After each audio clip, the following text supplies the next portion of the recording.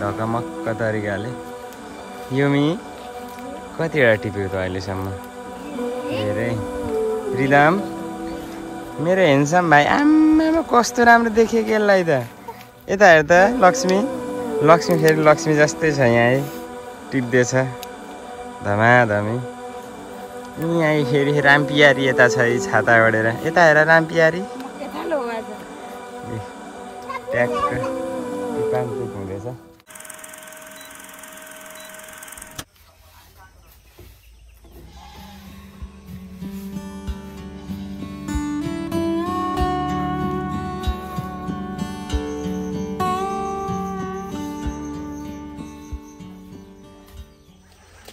hello guys नमस्ते जोरले भन्दै आजको भ्लग पनि फेरि सुरु गर्न जाँदैछु बिहानै उठिएको छ हल्का रुगा मर्गी लागेको छ बहिनीले बढाएर ल्याएको छ त्यता अब म चाहिँ रोटीको लागि व्यवस्था गर्नुपर्ने भयो अरे अब म चाहिँ ट्याक्क पारेर चामलहरू मिक्सरमा सर्र पारेर पिनेर अनि रोटीको पिठो बनाउनु पर्ने छ हाम्रो लभलीलाई हेर्नु है लभली त्यहाँ छ अगाडि हेरौँ त अब के गरिन्छ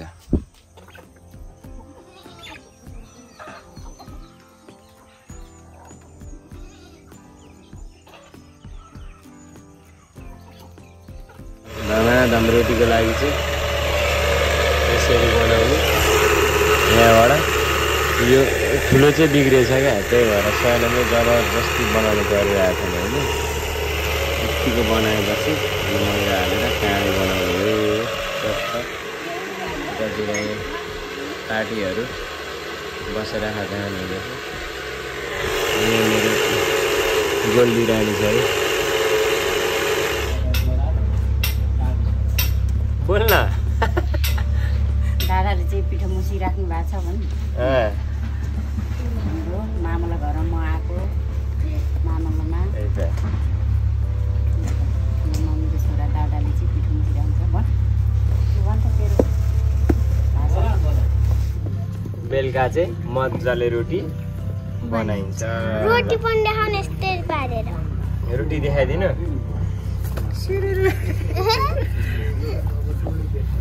मम्मी राख्ने होइन अब मम्मी भयो भयो नानी भयो मखमलीको माला चाहिँ दिदीहरूले हिजै बुनेर राख्नु भएको छ अब यतातिर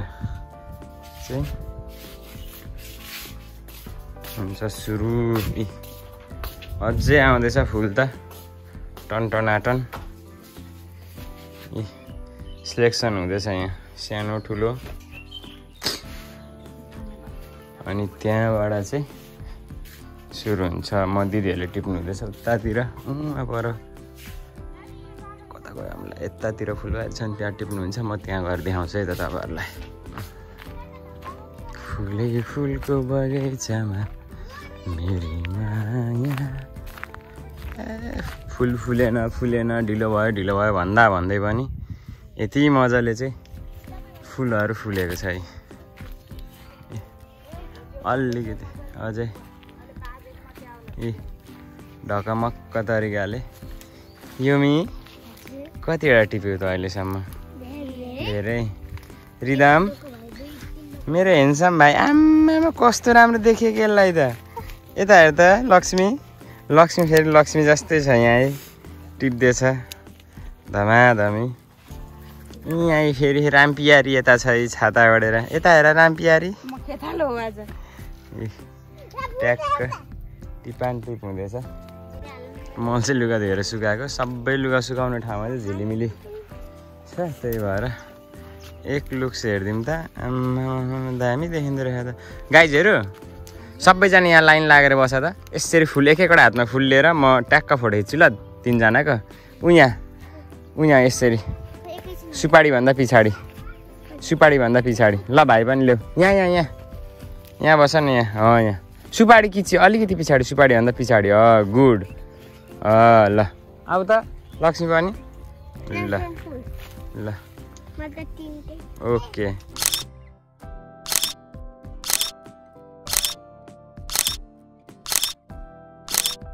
अब म चाहिँ यहाँ बस्यो भने त फेरि ब्ल्याक ह्यान्डसम भइहालिन्छ त्यही भएर साथी सङ्गीहरूले चाहिँ फुल टिपिरहेछ म चाहिँ अब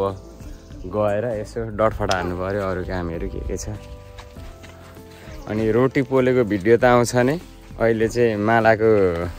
सिजन चलिरहेछ तत्काल चाहिँ अनि टिपिरहेछ बहिनीहरूले दिदीहरूले अनि दामी छ यहाँ जप्प यहाँ मम्मीले भन्नुभएको यसको फोटो खिच्नु अरे यहाँ यस्तो हेर्नु त यहाँ आऊ त ल सबैजना यता कम फास्ट ल भाइ भाइ भाइ पनि उतै त्यसरी नडल्का छोड्दै नि त्यसलाई त्यत्तिकै ल ल यहाँ बस्ने यहाँ भाइ यहाँ ल ल ल यहाँ यहाँ यहाँ बस्ने यहाँ रिदम यहाँ मेरो छेउमा यतापट्टि फर्केर क्या यतापट्टि फर्केर ल ल यता हेर सबैजनाले हेर लक्ष्मी अलिकति बाहिर निस्कि त अलिकति अगाडि आइज योमीको पछाडि अलिकति अगाडि ल ल यता हेर है सबैजनाले अपना काम बनता भाडमै जाए जनता भ्लग बनाए फोटो खिचे लाग्दिहाले ड्यास हाउस सागर आसामी वक्स ल सर यस लुगाहरू धोएर चिरी च्याट्ठ यहाँ बिन्दामिस हुनुहुन्छ लुक्यो यहाँ फेरि फुलकुमारी छ है यसको नाम त के हो के राम्री माया छोरा भन्दा राम्री भएपछि सकिन्छ फाइनल डेस्टिनेसन हाम्रो फ्लावरको यहाँ छ अनि चाहिँ यहाँ सिलेक्सन भइसकेपछि चाहिँ फुलमाला बन्न सुरु हुन्छ है त माला उनेको ओरेको पनि हामी अहिले टाइम लास्टमा हेर्छौँ है त भाइ ल दिदीहरूले चाहिँ मजाले फुलहरू उनिसक्नु भएको छ धमाधम हुँदैछ कुन साइजको माला चाहियो 4200 को माला होइन के अरे ल त ल यो जम्बो साइजको माला हो यो झुम्का साइजको नेपालीमा यसलाई झुम्का भन्छ नि संस्कृत भाषामा यसलाई सुमेरु भन्छ माला लगाउनु अति उत्तम हुन्छ रे माला भनेपछि यो सुमेरु बनाएको माला लगाउनु एकदम उत्तम हुन्छ रे त्यही भएर हाम्रो छोरीहरूले यहाँ झुम्का भएको माला हुँदैछ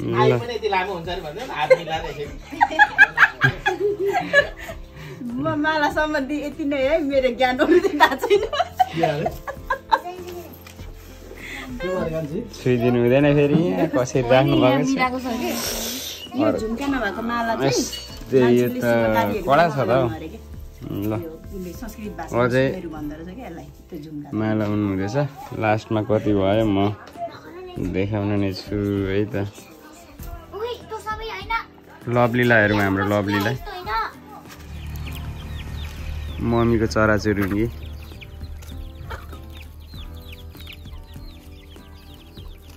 आउँदैछ अझै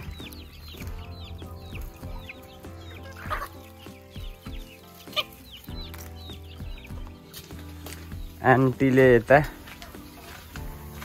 झाँझर के अरे आन्टी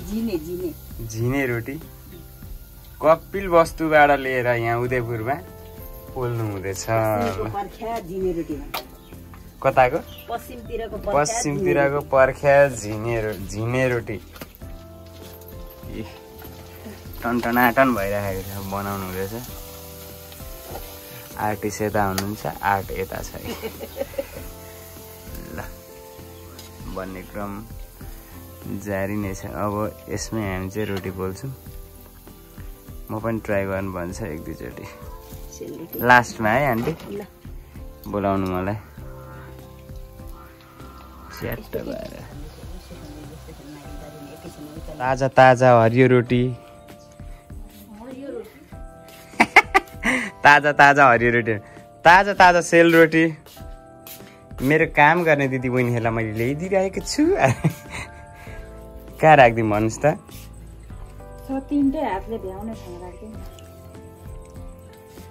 बुझ्यो क्या मान्छे ठिक चाहिँ थाहा छ है ल मस्तले खानु होला केही चाहियो भने भाइलाई सम्झिनु होला है ल ज्याप्पा पारेर ल रोटी खान आयो गाइजहरू आयो आयो आयो ल मेरो नानीले भाले फुल लिएर आएछ ल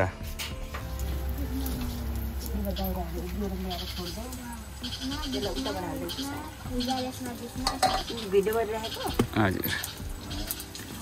रहेछ त यता त त्यही पनि हालिदिनु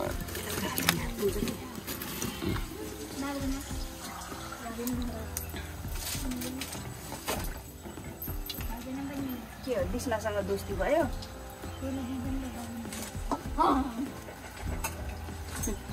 मामा सोल्टिनी मोटाएर राम्रै भएछ भन्नु नि त सोल्टिनी 40 वर्ष पुगेपछि राम्रै भएन भन्नु है भन्दैछ हाम्रो कान्छी माइजी पो है झलप्पै बोल्नु भएको छ त आजकल त कति राम्रो हुनुभएको ल अब मम्मी र म चाहिँ बजारतिर यसो तिहारको सपिङ गर्नु लाग्दैछु चट्टा पारेर कहाँ हुनुहुन्छ मम्मी पैसा भन्ने कुरा आइज आइज आइज स्यान्डो स्यान्डो क्यान्डो फाइनल्ली रोटी चाहिँ यति भएको छ हाम्रो भोलिको लागि तयारी यता यहाँ धमाधम भइरहेको छ काम पुरा अब यता हुनुहुन्छ है रोटी पकाउने मान्छे हाम्रो दिवाहरू चाहिँ रङ्गोलीमा बालिरहेको छौँ हामीले च्याट्ट पारेर यहीँ बहिनीले पटेका पड्काइरहेको छ कस्तो खालको पटेका हो खै खेदा फाल्टा इ छोड त यस्तो छ पटेका अनि यो फाल्दाखेरि पड्किन्छ क्या अब अचम्मको पटेका ल हेरौँ है त डेमो ल अर्कै खालको पटेका यहाँ छ पटेका पड्काउने पड्का त एउटा छ